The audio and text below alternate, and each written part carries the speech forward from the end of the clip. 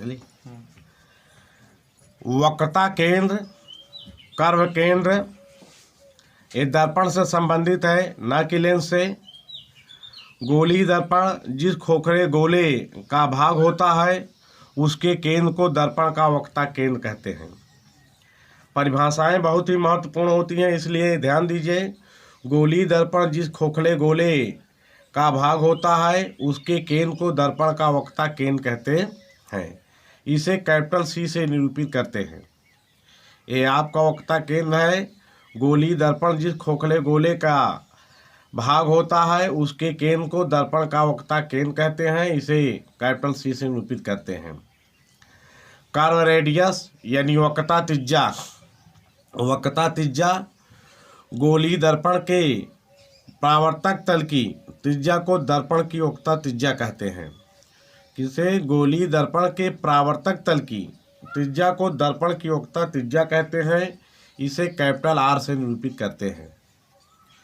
फिर आपका इसी में मेन एक्सिस यानी प्रिंसिपल एक्सिस भी इसको कहा जाता है, मुख्य अक्ष। प्रिंसिपल एक्सिस गोली दर्पण के ध्रुव और वक्रता केंद्र से, गोली दर्पण के ध्रुव और वक्रता केंद्र से होकर जाने वाली सीधी रेखा को दर्पण का मुख्य अक्ष कहते हैं। यानी गोली दर्पण के ध्रुव और वक्रता केंद्र से होकर जाने वाली सीधी रेखा को दर्पण का मुख्य अक्ष कहते हैं। फिगर हम नीचे ही इसको दिखाया है पूरा। फिर यहाँ आपका आता है मुख्य फोकस।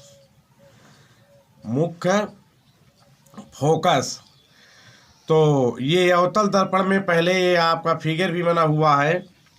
यहाँ आपका है मुख्य अक्ष के समांतर आने वाली प्रकाश की किरणें दर्पण से परावर्तन के पश्चात जिस बिंदु पर मिलती हैं, यानी वास्तव में मिलती हैं, जिस बिंदु पर मिलती हैं उस बिंदु को अवतल दर्पण का मुख्य फोकस कहते हैं। यहाँ आपका एक दर्पण बना हुआ है।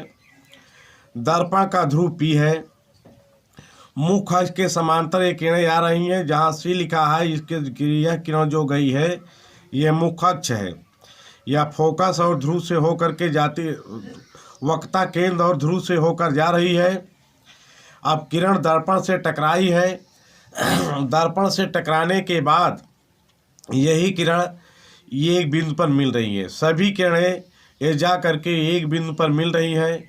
यही आपका अवतल दर्पण का मुख्य फोकस कहलाता है। इसी के कैपिटल एफ से निरूपित किया जाता है।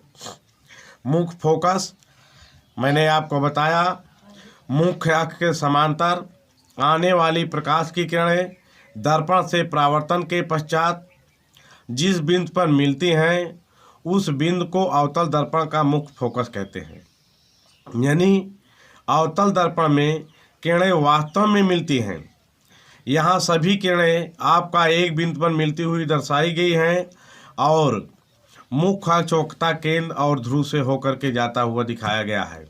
लेकिन दर्पण से टकराने के बाद यह भी किरण अपने मार्ग पर वापस लौट जाती है, क्योंकि यह वक्रता केंद्र से होकर जा रही है। शेष किरणें दर्पण से टकरा रही हैं। सभी किरणें मुख्य अक्ष के ऊपर तथा नीचे एक ही बिंदु यह पर मिल रही हैं।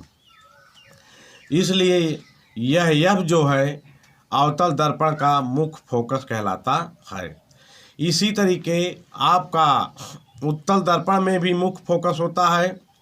यहाँ हमने फिगर को बनाया है तो यहाँ पर भी यही है। मुख्य अक्ष के समांतर आने वाली प्रकाश की किरणें दर्पण से परावर्तन के पश्चात जिस बिंदु पर मिलती हुई प्रतीत होती है अथवा जिस बिंदु से आती हुई प्रतीत होती है, ऐसा भी आप कह सकते हो। यहाँ मिलती नहीं है, मिलती हुई प्रतीत हो रही है। यहाँ आपका बिंदु या फोकस दर्शाया गया है, उससे कुछ दूरी पर वक्रता केंद्र है। ये सीधी रेखा जो आर पार गई है ये आपका मुख्य अक्ष है। तो मुख्य अक्ष के समांतर आने वाली प्रकाश की किरण दर्पण से परावर्तन के पश्चात जिस बिंदु पर मिलती हुई प्रतीत होती हैं अथवा परावर्तन के पश्चात जिस बिंदु से आती हुई प्रतीत होती है वह आपका यानी वह बिंदु मुख्य फोकस और वह उत्तल दर्पण का मुख्य फोकस कहलाता है। मुख्य फोकस तो है लेकिन यहाँ प्रतीत हो रही हैं इसलिए यह उत्तल दर्पण का मुख्य फोकस कहलाता है। फिर से इसको सुन लीजिए, क्योंकि ये लिखा नहीं गया है, जैसे बोला जा रहा है। मुख्य अक्ष के समांतर आने वाली प्रकाश की किरणें उत्तल दर्पण से परावर्तन के पश्चात जिस बिंदु पर मिलती हुई प्रतीत होती है अथवा जिस बिंदु से आती हुई, यहाँ से किरणें ऐसा लग रहा है निकलती हुई दिख रही है, लेकिन वास्तव में निकल नहीं है। परावर्तन के पश्चात यहाँ से वापस लौट रही है, जो कि फैल जाती है। जिस बिंदु पर मिलती हुई प्रतीत होती है अथवा जिस बिंदु से आती हुई प्रतीत होती हैं, वही आपका उत्तल दर्पण का मुख्य फोकस कहलाता है। इसे भी कैपिटल एफ से ही निरूपित किया जाता है।